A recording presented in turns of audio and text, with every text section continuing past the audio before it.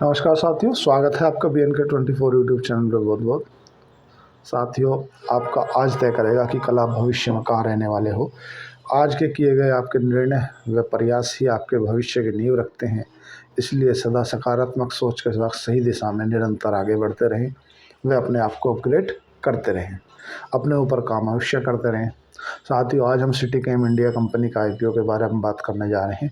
उसके IPO के बारे में जानने उससे पहले कुछ कॉमन सी 2-3 क्वेश्चन बात कर लेते हैं। जैसे हमने आज सोचा कि हम फंडामेंटली ये 2-3 फैक्टर रोज़ डिस्कस किया करेंगे। किसी भी कंपनी को क्या देखना पड़ता है, कोई भी अगर निवेशक है या कोई शेयर बाज़ार में आने का ट्राई कर रहा है, तो अगर आप शेयर बाज़ार में आने का ट्राई कर रहे हैं तो सबसे पहला तो लमसम अगर आप पैसा डाल रहे हैं तो एक ही स्टॉक में ना डालें, एक ही बास्केट में कोई पूरा स्टॉक में पैसा ना डालें, उसे डाइवर्सिफाई करके रखें, लगभग 5 से 6 स्टॉक में डाल दें। दूसरा, डिफरेंट इंडस्ट्री को पढ़ने के लिए डिफरेंट क्राइटेरिया रहता है। हर इंडस्ट्री का पढ़ने की अपनी एक अलग लैंग्वेज होती है। FMCG को अलग क्राइटेरिया से पढ़ा जाता है, NBFC को अलग पढ़ा जाता है, केमिकल इंडस्ट्री को अलग पढ़ा जाता है। तुम्हारा जो प्लेटफॉर्म है, जैसे एंजल वन है, इस तरह के जो प्लेटफॉर्म है, प्रूडेंट है, इनको पढ़ने की डिफरेंट लैंग्वेज होती है।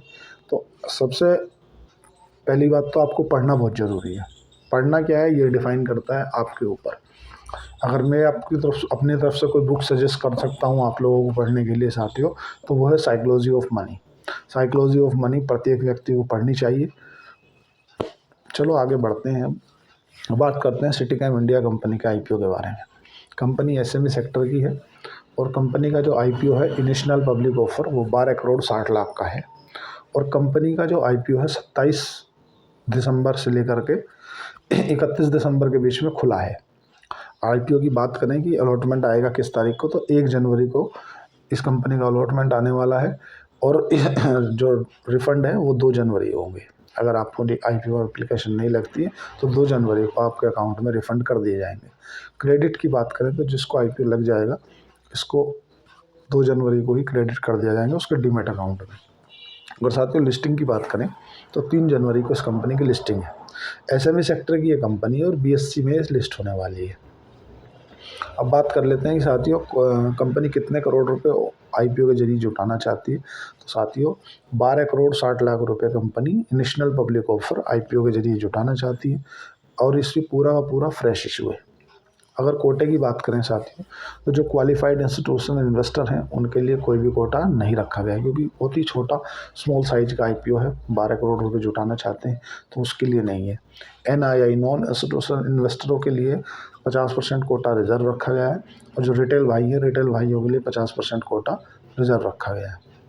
इस कंपनी की प्राइस बैंड की बात करें तो साथियों फिक्स प्राइस बैंड पे कंपनी आ रही है और 70 रुपये और 2000 शेयरों का एक लॉट है, मतलब 1,40,000 रुपये आपको एक एप्लीकेशन के लिए लगाने पड़ेंगे।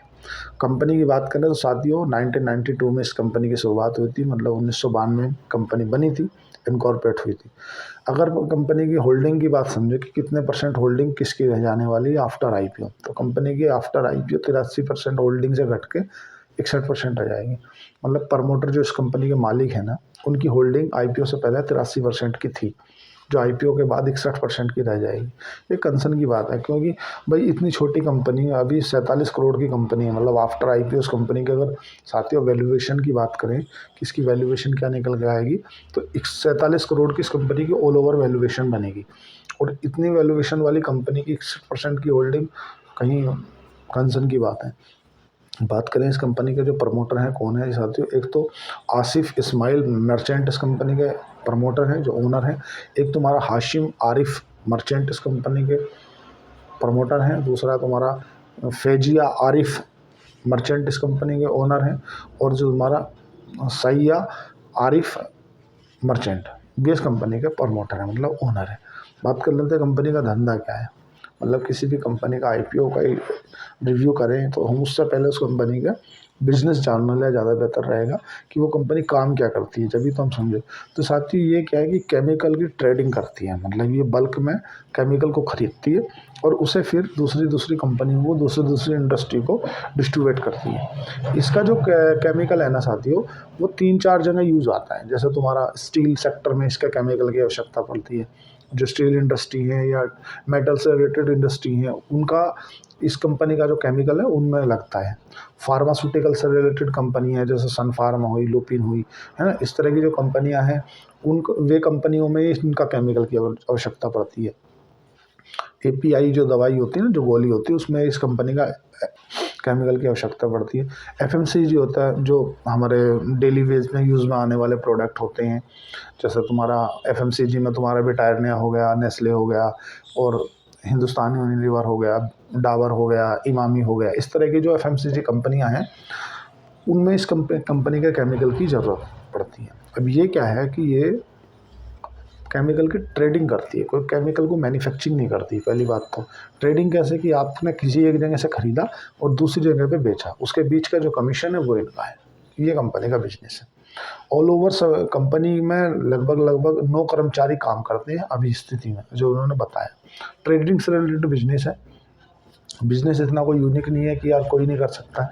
भाई आपने किसी ए से सामान लिया और बी को दिया, बीच में जो आपका मार्जिन है वो है। इस कंपनी के आगे चल के मैं आपको 2-3 इफ़ेक्ट बताऊंगा साथियों। इस कंपनी के पास में 2 प्रॉपर्टी हैं, ऑफिस है, मतलब 10 बाई 10 के 10 बाई 10 के 2 ऑफिस हैं, और इसके अलावा कंपनी के पास में कोई भी प्रॉपर्टी नहीं है। और मतलब मेरे को ये समझ में नहीं आ रहा कि कंपनी का पर्पज ऑफ आईपीओ क्या है। पर केवल लिस्ट कराना ही इस कंपनी का पर्पज ऑफ आईपीओ है क्या? भाई आप पैसा आईपीओ से जुटा रहे, केवल अपने आप को लिस्ट कराने के लिए जुटा रहे क्या? क्योंकि कंपनी की जो मैंने अंदर जाकर कंपनी को इंटरनली पढ़ा तो बहुत कुछ मैंने जाना। अब समझ लेते इस कंपनी का एसेट और रेवेन्यू वगैरह क्या है। तो साथियों इसके जो एसेट थे 2022 में 91 करोड़ 43 लाख के हुआ करते। 2023 की बात करें तो 79 करोड़ के एसेट रह गए। 2024 की अगर बात करें तो 69 करोड़ के एसेट रह गए। और जो ट्रेलिंग 12 मंथ पर उन्होंने एसेट दिखाए हैं 68 करोड़ के एसेट दिखाए हैं। तो एसेट घटते जा रहे हैं। सस्टेनेबल बढ़ते रहने चाहिए लेकिन घटते जा रहे हैं। पहला तो नेगेटिव पॉइंट ये हो गया साथियों। दूसरा, इस कंपनी के जो रेवेन्यू है 2022 में इस कंपनी का जो रेवेन्यू है 85 करोड़ का हुआ करता था। 2023 में इसका रेवेन्यू 20 करोड़ का रह गया। 2024 में जो ट्रेलिंग 19 करोड़ 61 लाख का हो गया। और जो इन्होंने अभी रेवेन्यू बताया है 1 करोड़ 49 लाख, मतलब अगर इनका 3 क्वार्टर का रेवेन्यू इतना है तो लगभग 6 करोड़ मान लो आप।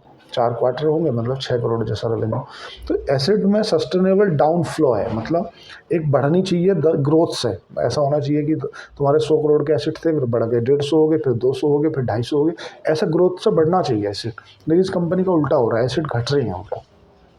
रेवेन्यू कंपनी का घटता जा रहा है 85 करोड़ से 40 करोड़ से 19 करोड़ से 10 करोड़। भाई मतलब मेरे को नहीं समझ में आ रहा है कि सेबी ने इनको क्या कैसे परमिशन दे दी। इसके इंटरनली मैं ज़्यादा कुछ नहीं बोलूँगा, तो ये यूट्यूब पर अपलोड होगा इसलिए ज़्यादा कुछ बोलना ठीक नहीं है। प्रॉफिट की बात करें साथियों तो इस कंपनी को 2022 में 24 लाख का प्रॉफिट हुआ था। 2023 की बात करें तो 36 लाख का प्रॉफिट हुआ। और जो 2024 का इन्होंने डाटा दिया उसके हिसाब से कंपनी को 1 करोड़ 12 लाख का प्रॉफिट हुआ। और जो ट्रेलिंग 12 मंथ पे कंपनी ने बताया उसमें इन्होंने जो 1.5 करोड़ के रेवेन्यू किया, उस 1.5 करोड़ में इनको लगभग 20 लाख का प्रॉफिट हुआ है। ये कंपनी का है।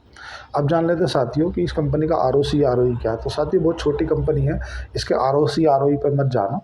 आरओसी जो है इसका वो 15% का, आरओसीई है जो इसका 21% का निकल कर आता है। जो एबिटा मार्जिन है, अर्निंग बिफोर टैक्स मार्जिन, वो 10% का निकल कर आता है। और प्रॉफिट आफ्टर टैक्स मार्जिन जो है वो 6% का है।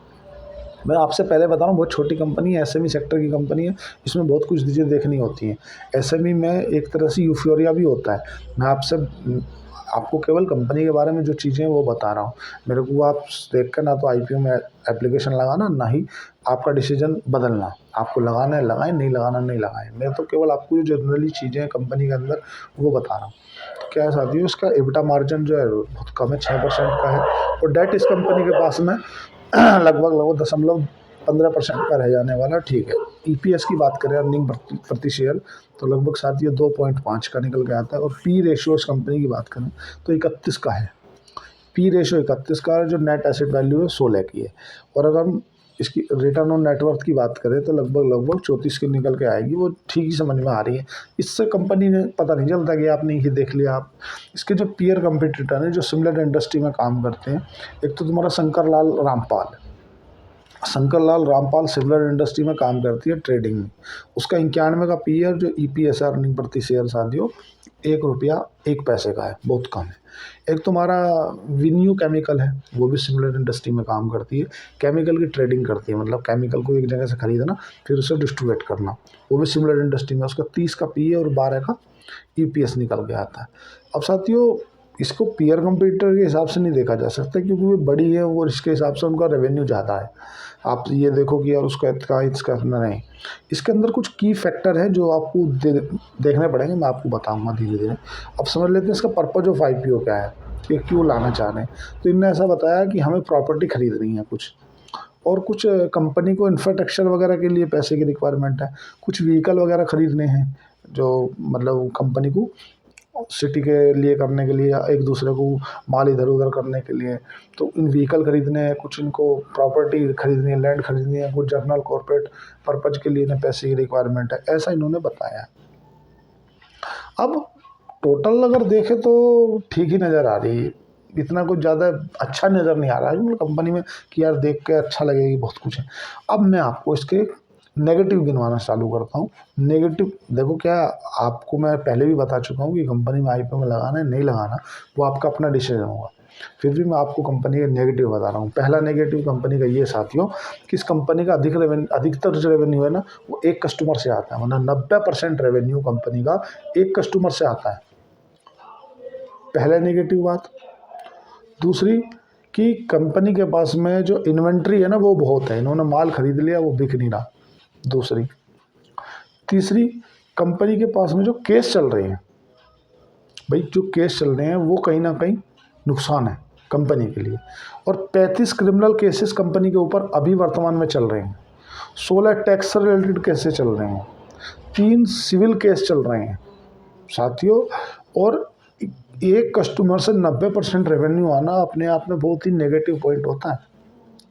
अभी मैं आपसे बताऊं, एक सोलर 91 करके कंपनी का SME सेक्टर की IPO लेके आ रही थी, उसमें IPO लेके आने के लिए उन्होंने सब DRHP वगैरह दे दी, सब दी, मार्केट में भी उन्होंने डेट वगैरह सब अनाउंस कर दिया, लेकिन किसी ने उसकी एक वो निकाल दी कि यार हमें ऐसा लग रहा है कि जो के लिए ला रहे हैं उनका जो पर्पज ऑफ IPO था वो ये चाह रहे थे कि हम एक सोलर का प्लांट लगाएं, मतलब पावर का एक बहुत बड़ा प्लांट लगाएं, जैसे डिस्ट्रीब्यूशन वगैरह कराने के लिए। पावर प्लांट लगाने के लिए बहुत ज़्यादा कैपिटल की रिक्वायरमेंट रहती है, और उसमें जो उन्होंने IPO में पैसा मांगा था वो उसके लिए पर्याप्त नहीं था।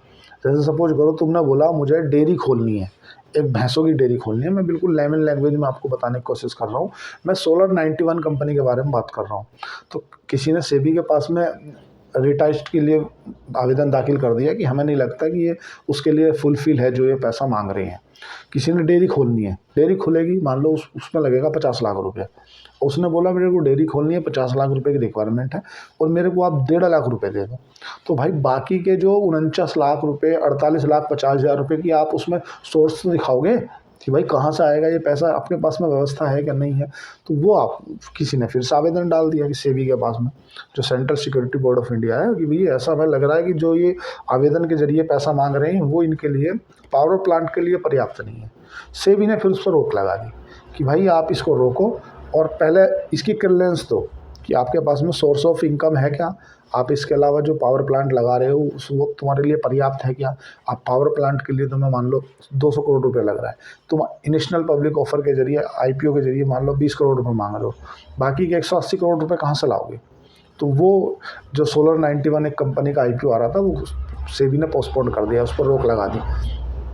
तो जर्नली जो SME सेक्टर की कंपनी होती हैं उनमें कई अनियमितता पाई गई है। मैं ये नहीं बोल रहा कि इस कंपनी में है, पर ऐसी पिछली बार ऐसा देखा गया है कि कई बार अनियमितता पाई गई है और जो बाद में जाकर के रिटेल निवेशक उसमें फंस जाते हैं। तो आपको कंपनियों के फंडामेंटली तो पढ़ने ही है, उस कंपनी का बिजनेस मॉडल भी देखना है और ये देखना है कि ये कंपनी जेन्युइन है क्या नहीं। वो दूसरा कि वो कंपनी का ऐसा कुछ है क्या कि उसके अलावा कोई नहीं कर सकता। भाई मार्केट कैप तो बहुत 47 करोड़ का है, मतलब बहुत छोटी है SME सेक्टर की। दूसरा क्या है कि ये 90% रेवेन्यू एक ही व्यक्ति से आ रहा है। मान लो मैंने किसी को 1 लाख की ट्रेडिंग करी, दूसरे से 1 लाख की खरीदी, तो एक ही व्यक्ति से लेन देन कर रहा हूँ। अगर वो मेरे साथ भाग गया, मान लो उन्होंने बोला नहीं मुझे दूसरे साथ करना है, तो तुम्हारा रेवेन्यू तो जीरो हो जाएगा। भाई 90% रेवेन्यू उसी से आता तुम्हारा, वो मान लो पलट गया वरना दूसरा कोई देख लिया भाई ये तो ट्रेडिंग बिजनेस है, तुमने केमिकल 10 रुपये का खरीदा, किसी को 11 रुपये में बेच रहा, 1 रुपये का तुम्हारा मार्जिन है। अगर उसे किसी ने 10.5 का बेच दिया कि यार मैं तुम्हें 10.5 में दूंगा, तुम उसे 11 में क्यों खरीद रहे हो, तो वो तुम 10.5 में उससे खरीद लेगा। तो तुम्हारा ट्रेडिंग का ही तो बिजनेस है।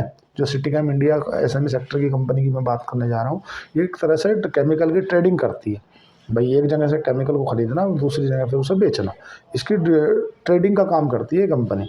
ऐसा कोई यूनिक बिजनेस मॉडल नहीं है कि इसके अलावा कोई कंपनी नहीं आ सकती। दूसरा, इस कंपनी के पास में 35 क्रिमिनल केस चल रहे हैं, 35 क्रिमिनल केसेस चल रहे हैं, 16 टैक्स से रिलेटेड केसेस चल रहे हैं। 16 केस हो गए, 35 वे हो गए, 51 केस तो यही हो गए, और 3 सिविल केस चल रहे हैं। मतलब 54 केस इतनी छोटी कंपनी पे चल रहे हैं। तो ये कहीं ना कहीं आदमियों को, जो प्रमोटर है, जो जिस कंपनी का मालिक है, उसे एक कंसर्न में डालता है कि यार एक बात बताओ, आपकी 47 करोड़ की कंपनी है, 12 करोड़ रुपए आप नेशनल पब्लिक ऑफर के लिए जाना चाह रहे हो, और उसके बाद में भी 54 केसेस चल रहे हैं, उनका कोई निपटार नहीं, इतनी कम मार्जिन पे आ रही है। तो ऑल ओवर मैं अगर मेरी बात करें साथियों, मैं इस कंपनी का IPO में एप्लीकेशन नहीं लगाने वाला, क्योंकि मैं बहुत सारे की पॉइंट देखता हूँ। कंपनी का फ्यूचर क्या है, कंपनी के पार्ट्स रिकॉर्ड क्या है, कैसा उसने पहले के उसने अपनी स्थिति कैसी दिखाई है, या उसके पास कोई केस तो नहीं चल रहे, कोई ऐसा कोई है तो नहीं कि उसके अलावा दूसरा नहीं कर पाए। भाई उसके पास में प्राइसिंग पावर रहनी चाहिए, उसका बिजनेस मॉडल यूनिक तरह का होना चाहिए। ट्रेडिंग का बिजनेस मॉडल क्या है यार, ट्रेडिंग तो सामने से 10 रुपये में खरीदा, तुमने 11 में बेचा, किसी ने 10.5 में बेच दिया, आपका कस्टमर भाग जाएगा। पहली बात तो 90% रेवेन्यू एक कस्टमर से आता है। या तो ये होता है कि आपका भाई जो रेवेन्यू है वो डिवाइड हो रहा है कि भाई 20% कहीं से 30%, 30%, अगर 10-20% का रेवेन्यू चला भी गया तो तुम पे फर्क नहीं पड़े। दूसरी बात, आपके एसेट नेगेटिव घटते जा रहे हैं, लगातार सस्टेनेबल तरीके से घट रही हैं एसेट। आपके 91 करोड़ से 79 लाख, 79 लाख से 69 लाख, 69 लाख से 68 लाख, मतलब ये रेवेन्यू भी घट रहा है, एसेट भी घट रहे हैं, प्रॉफिट भी घट रहा है। दूसरा, 54 केस चल रहे कंपनी के पास में, अधिकतर रेवेन्यू एक ही कस्टमर से आता है, तो एक नेगेटिव नहीं, अधिकतर नेगेटिव। मैं केवल आपको जो कंपनी के प्रति जो चीज़ें हैं वो बता रहा हूँ। आपको IPO में लगाना है या नहीं लगाना, आप अपने वित्तीय सलाहकार से पूछ के ही लगाएं। मेरे से ना सुन के ना तो आप IPO में लेके एप्लीकेशन लगाएं, और ना मेरे से सुन के आप अपना डिसीजन बदलें। अगर आपको लगाना है तो लगाओ, नहीं लगाना है मत लगाओ। फाइनेंशियली जो भी डिसीजन ले आप अपने वित्तीय सलाहकार से ही पूछ के लें। मैं तो कंपनी के बारे में जो अच्छी और बुरी चीज़ें हैं वो आपके साथ शेयर कर दे रहा हूँ। साथियों, मैं इस कंपनी के बारे में मैं अपनी बात करूँ तो मैं नहीं लगाने वाला। बाकी GMP वगैरह कुछ है नहीं, और कंपनी में ऐसा कुछ नज़र आ नहीं रहा है कि भाई इसके अलावा कोई कुछ कर नहीं सकती। बाकी साथियों, आज के लिए इतना ही। चैनल को लाइक करें, सब्सक्राइब करें, कमेंट करें। धन्यवाद, थैंक यू।